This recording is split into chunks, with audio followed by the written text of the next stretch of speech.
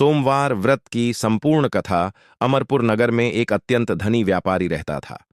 उसका व्यापार दूर दूर तक फैला हुआ था और नगर में सभी लोग उसका बहुत सम्मान करते थे। धन, वैभव और प्रतिष्ठा होने के बाद भी वह व्यापारी मन से बहुत दुखी रहता था, क्योंकि उसके कोई संतान नहीं थी। दिन रात उसे यही चिंता सताती रहती कि उसके बाद उसके इतने बड़े व्यापार और धन संपत्ति को कौन संभालेगा। पुत्र प्राप्ति की इच्छा से उसने प्रति सोमवार भगवान शिव का व्रत करना प्रारंभ किया। वह विधिपूर्वक सोमवार का व्रत रखता, शिवलिंग पर जल, दूध, बेलपत्र चढ़ाता और संध्या समय शिव मंदिर जाकर घी का दीपक जलाता था।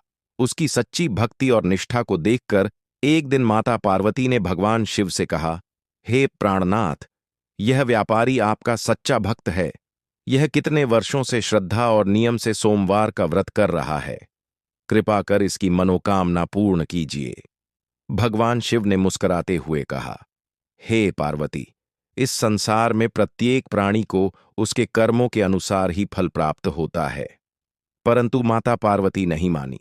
उन्होंने आग्रहपूर्वक कहा, हे प्रभु, यह आपका अनन्य भक्त है। प्रति सोमवार विधिवत व्रत करता है। पूजा अर्चना के बाद आपको भोग लगाकर ही भोजन करता है। इसे पुत्र प्राप्ति का वरदान अवश्य दीजिए।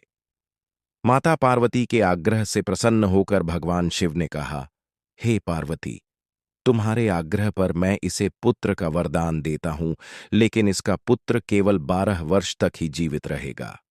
कुछ समय बाद भगवान शिव की कृपा से व्यापारी के घर एक सुंदर पुत्र का जन्म हुआ।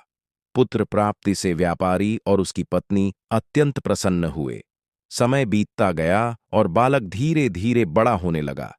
जब बालक 11 वर्ष का हुआ, तब व्यापारी को भगवान शिव की भविष्यवाणी याद आई। वह अत्यंत चिंतित रहने लगा। पुत्र को बचाने के उपाय हेतु उसने एक विद्वान ब्राह्मण को बुलाया और उसे पुत्र के साथ काशी भेज दिया। रास्ते में एक नगर में उस नगर की राजकुमारी का विवाह था।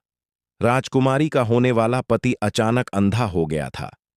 किसी प्रकार विवाह संपन्न करने के लिए ब्राह्मण के पुत्र को दूल्हे के स्थान पर बैठाया गया। विवाह के बाद बालक ने राजकुमारी को सच्चाई बता दी और कहा कि उसका पति जीवित है। आगे चलकर नियत समय पर बालक की मृत्यु हो गई। ब्राह्मण और व्यापारी अत्यंत दुखी हो गए। उसी समय माता पार्वती वहां पहुंची और उन्होंने भगवान शिव से उस बालक के प्राण वापस देने का अनुरोध किया। भगवान शिव ने बालक को पुनः जीवन दान दिया। इस प्रकार व्यापारी के पुत्र की आयु बढ़ गई और वह दीर्घायु हुआ। व्यापारी का जीवन सुख समृद्धि से भर गया। इस कथा से शिक्षा, जो भी श्रद्धा और नियम पूर्वक सोमवार का व्रत करता है, भगवान शिव उसकी सभी मनोकामनाएं पूर्ण करते हैं।